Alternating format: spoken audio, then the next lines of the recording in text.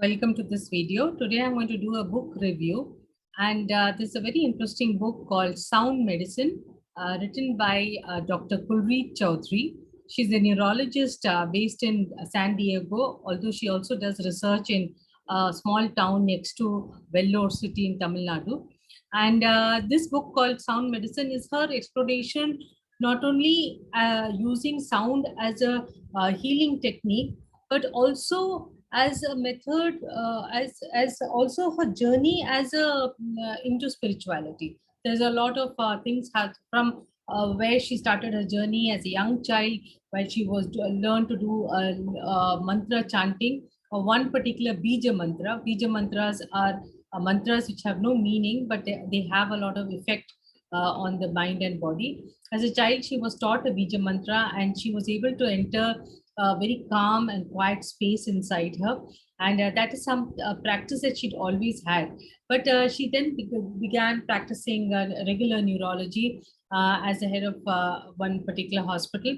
And there she found that whatever she was doing in as a search as a neurologist was only maintaining the disease, not really being able to eradicate or really help the patients. Meanwhile, she herself had a lot of health issues.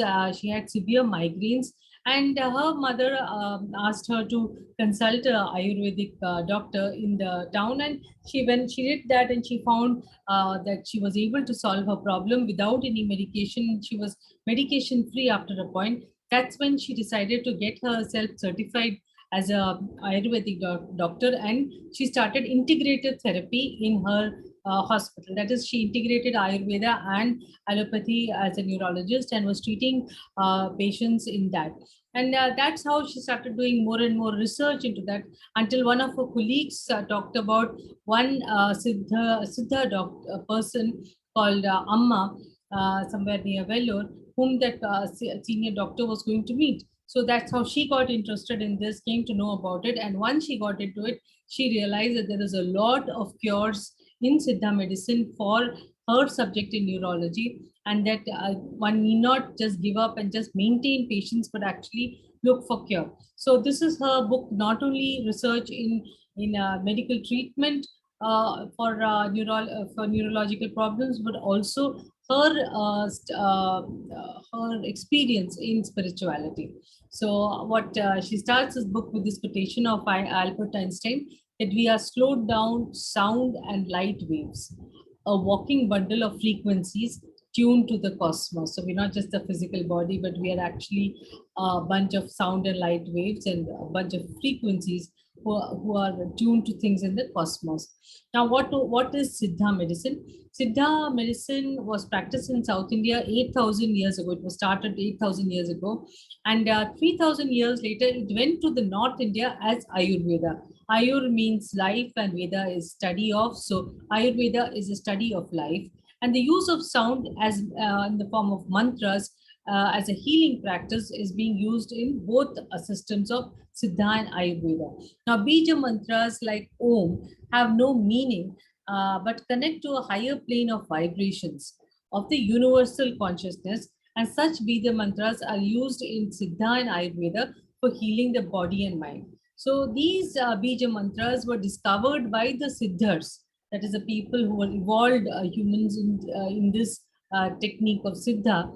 They discovered that there was some natural mantras, certain natural sounds which had no meaning, but when chanted had certain definite effects. So then, of course, Dr. Kulreet talks a lot about how sound is so widespread throughout, and its effect is seen and heard by an 18 weeks old fetus inside the mother's womb, who hears the mother's voice and recognize the mother's sound even before it is born. And the body itself being made up of 70% of water, and water being a good medium for sound as compared to air. Water is a better medium of sound. Can be the body is definitely affected by sound. Listening to different kinds of sound produces different kinds of hormones in the body. For example, oxytocin is produced, which is a hormone of love, by listening to sounds of nature. And similarly, even sounds which there are sounds which produce fear, sounds which produce very pleasant feelings. So dopamine is increased when we listen to pleasant music, and scary music affects our amygdala responses. Now, Western medicine has always been using inaudible sounds such as the ultrasound in EEG, EEK, all these things for detecting tumors or looking at internal organs of the body, whereas Indian medicine has used audible sounds in the form of mantras. So we're going to look now more further into what is the meaning of sound. So sound originally, the very first emanation of the Brahma was sound, and that is came in the medium of Akash. So in Vedic philosophy, the belief is that Brahman is the unmanifested energy of unmanifested energy out there, and Akash is the first manifestation of that Brahman, which comes out in the form of vibrations. Now, from Akash came the other four elements. The first element was Akash, but from Akash came the other four elements. In the order that they emerged was first air, then water, then fire, then water, and earth. Now, as in the case of earth, earth can be both felt, smelt, tasted, seen, and so all the senses are operating in the in the element of earth. But in water, water can be felt, seen, tasted, and heard, but it cannot be. So one element of smell is not there in water. So similarly, these five elements. Now, this Akash or ether is supposed to be a substance which is spread throughout the universe. And it's just like the Brahman, it's formless, infinite, indestructible, and also incomprehensible. This first manifestation of the Brahman is Akash, and it is also just like the Akash.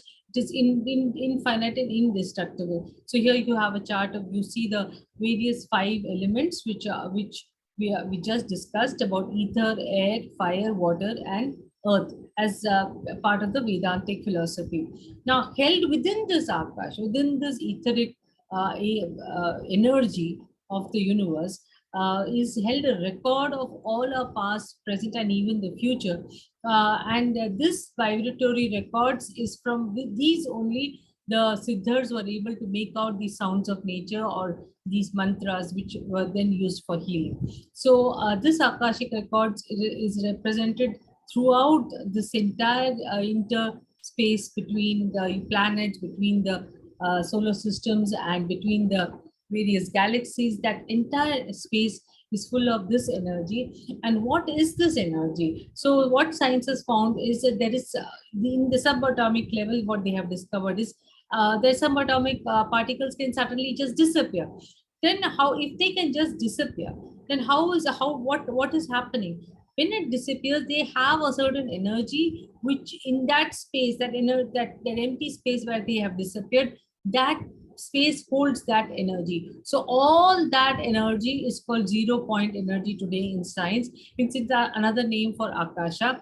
And this is an inexhaustible source of energy. So that is what Akasha is. And that is what 0 point field or 0 point energy is all about. Now, these things are, further, of course, goes into what are Akashic records and what that means. And then she quotes this physicist Max Planck, where she says, when he says that we have now discovered that there is no such thing as matter. It's all just different traits of energy designed by an unseen intelligence. So we're all just different forms of energy or bundles of energy. Now, Taittiriya Upanishad, as part of our Vedanta, talks about our fivefold body, or five sheets or koshas.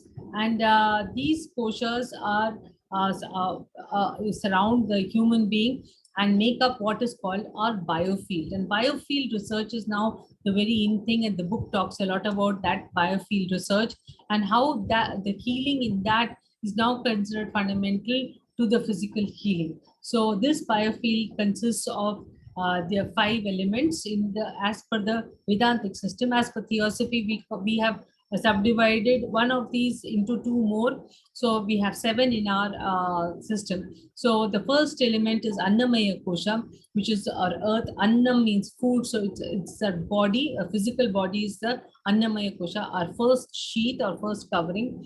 Now, above or below this, in this picture, they have shown it below, is a Pranamaya Kosha or an etheric double, which is of the connected to the element of water, because unlike Annamaya Kosha, which is fixed in form like earth, Pranamaya Kosha is like water. This form or this etheric double has no particular shape, and it can keep changing its shape. The next kosha is the Manomaya Kosha, or the our mind body, and it is of the nature of fire, like it has energy, like we say our minds on fire. So that is the third kosha, or kosh means covering. And if you see now each of these words, the names Annamaya Kosha, Pranamaya Kosha, Manomaya Kosha, the Maya is again the illusion which is referred to, that this is not really us, but this is like different layers of illusion that we have possess. Above this is the, or below this, as in this picture, is the Vijnanamaya Kosha, is our buddhic body, which is of the nature of air. That means it is more easy, there is more space in it. It moves more. It can spread. It can become as big as possible. Unlike water, which has can change its form, but cannot change its volume. Vijnanamaya Kosha can change its volume, so it can expand to whatever level. And then finally, our last kosha is the Anandamaya Kosha, which is of the nature of the Brahman or the Akasha. So this is what our five koshas are made up of, and that is why all of these, which forms a biofield, helps when we heal or reduce the damages which are there in these bodies. Our physical body automatically gets healed. So this is her thesis as in this book, that sound healing is nothing but mantra chanting. And here she has listed out which are the bija mantras. That is, bija mantras are, again, as I said, they are words which have no meaning. So which of the bija mantras are connected to which chakra? And then she has given a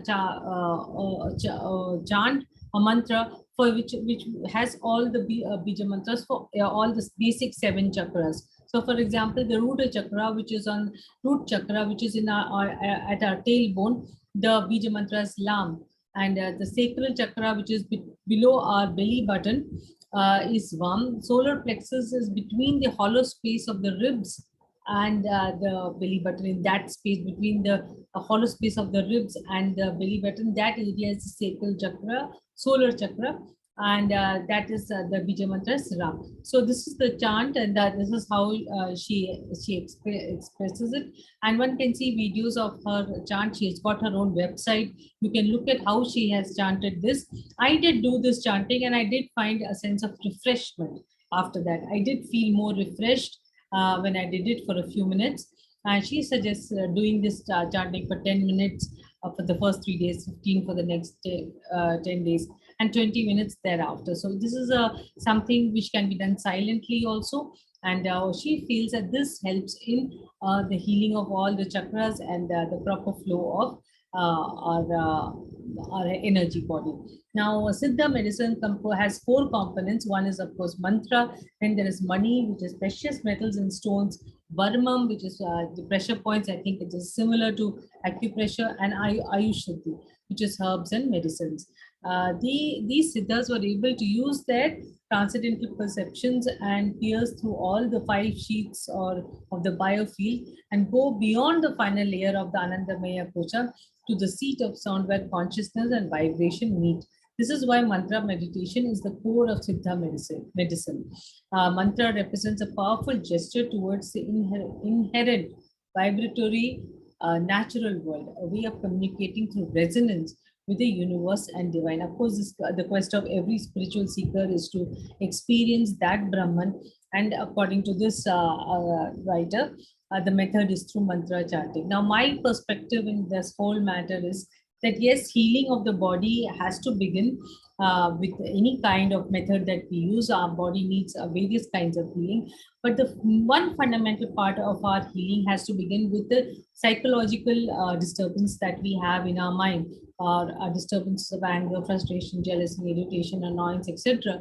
They are so huge that unless we heal that, and of course, to heal that, we have to study J. Krishnamurti, we have to study ourselves, we have to look at what is bothering our minds. That is also very fundamentally important to heal. So the mantra meditation can be used, and this is one thing which Dr. Kulreet talks about, is saying that you using different combinations of things to do any kind of healing. And what really intrigues me is Dr. Kulreet's application of this for neurological problems. I thought that is really amazing because, like she said, and I have seen this in the case of my mother-in-law who had Alzheimer's, and I have seen it in my own personal case, that all neurological problems, the medicines are given just for maintenance. There's no real cure at all. Now that she is exploring how to use sound medicine, and it was for out of her passion for helping her patients that she did all this research. It is wonderful to really follow her. You can follow on Facebook, and also check her website out to get more information. It would be good to try these all these techniques. Like I said, there's nothing wrong in trying everything out for one's healing. I also found her other book, The Prime, very good, which is talking about weight loss through various techniques, and very interesting. Now, lastly, I'd like to end with these lines from the book, which of course talks about the spiritual nature of the writer and her what she's seeking. She quotes from the Taittiriya Upanishad: "Its Brahman must be experienced. Before they reach it, words turn back together with the mind." The Taittiriya Upanishad explains, "One who knows what bliss of Brahman is, he is never afraid." And then another part, she has said this, that just like quantum entanglement, every Atman is entangled with the Brahman. A beautiful statement. I really love this. I think this is a good book to read, to procure, and to understand more about what is sound medicine. I hope I've done justice to this wonderful writer and this wonderful book. Thank you.